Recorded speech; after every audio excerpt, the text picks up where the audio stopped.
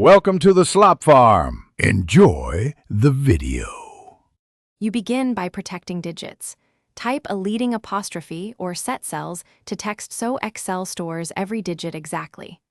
Once done, change format cells to number with 0 decimal places or create a custom format with enough zeros. Make sure precision as displayed is off unless you intentionally want rounded values. These steps prevent Excel from auto-converting long numbers into scientific notation and preserve identifiers like account numbers or 16-digit card-like sequences. You now create and store large values reliably. Build numbers from pieces using concat, text join, or equals A1 and A2 to avoid overflow. If you must import CSV, specify text for that column in the text import wizard. Remember Excel's precision limit. Numeric operations lose accuracy past 15 significant digits, so keep identifiers as text.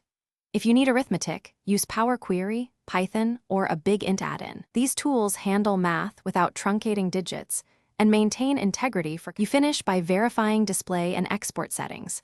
Wrap big numbers in quotes when saving CSV to ensure other apps read them as text. When moving data, use Power Query to set column types explicitly as text, which prevents automatic reformatting. If numbers reappear in scientific notation or digits change, stop, reformat the column to text and re-enter, or re-import the source with quoting. That single troubleshooting tip, always confirm the column is text, solves most corruption issues. Thanks for watching. Consider subscribing if we helped you today.